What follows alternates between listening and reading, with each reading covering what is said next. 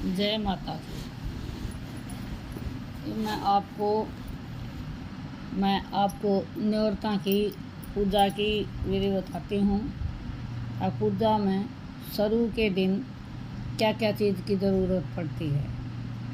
शुरू के दिन कांसी की थाली हो या पित्तल की हो, उसमें पहले साथिया बनाए और साथिया बना के और उसमें एक पानी का लोटा लो और नाल लो, और नाल जो है पानी का लोटा पे नाल बांधो।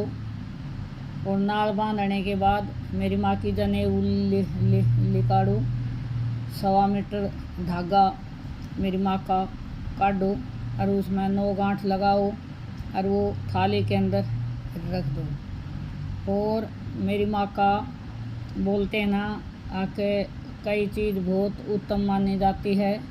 मेरी मैया का सिंदूर लो और मेरी मैया का चावल लो, सफ़ेद चावल को थोड़ा उसको गुलदाना बोलते हैं। और मेरी मैया का वो पूजा के समय बहुत काम आते हैं। और एक कटोरी में वो चावल गुलदाना बना के और पूजा की थाली में डालो, पूजा की थाली में और फूल डालो।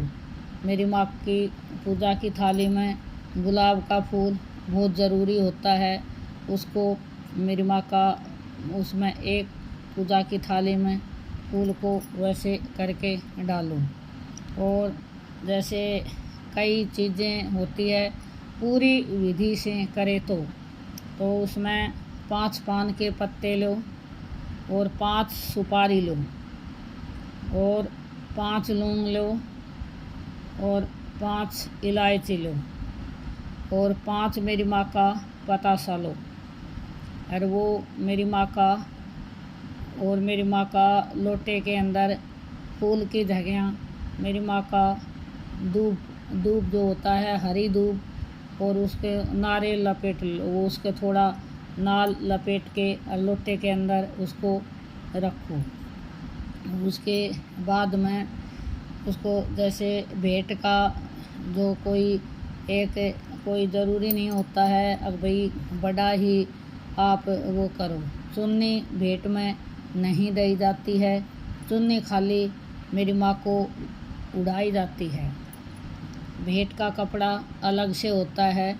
जैसे आप या तो छोटा कपड़ा मतलब 5 गिरे ले लो, मतलब 2 जितना मतलब नारियल मेरी माँ का लपेटा जाए उतना ही नारियल मतलब उतना ही कपड़ा ले लो, ज़्यादा नहीं। और उनको जो जैसे वो पान सुपारी ये होती हैं, उनको कोई ज़रूरी नहीं होती है अब भैया आप नारियल के अंदर ही लपेटो, नहीं। और उनको जैसे न्योरता में जैसे आप नारियल रखते हैं, ये इस नारियल को 9 दिन तक हमारा ये गणेश बन जाता है।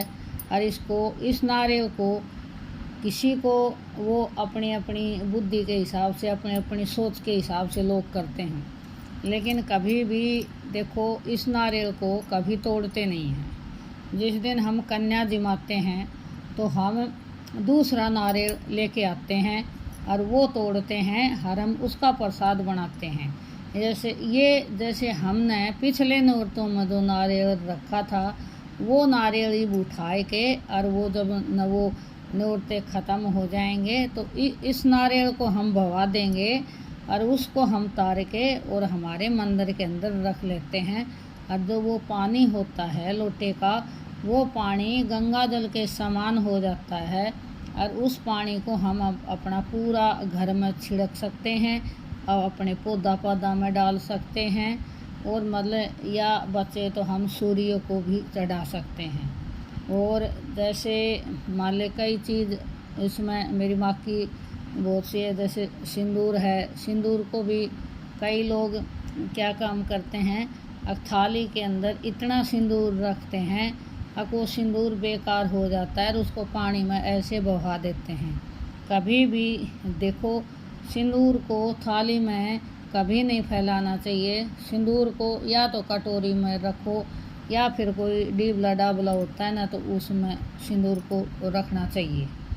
और जो अपने ये कपूर की जैसे मतलब जो हैं मेरी माँ का, ये बोलते हैं रामनवमी के नौरते में ये पथवार बोनी बहुत ज़रूरी होती है।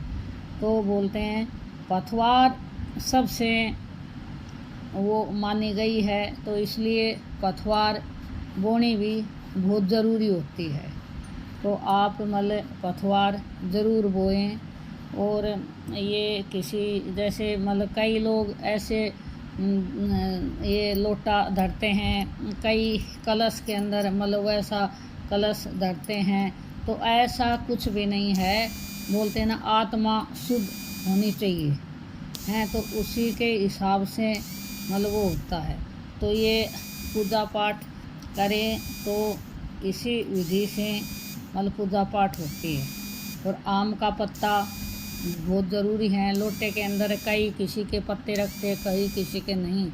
आम का पत्ता बहुत ज़रूरी है, आम का पत्ता रखना चाहिए। बोल सच्चे दरबार की जय।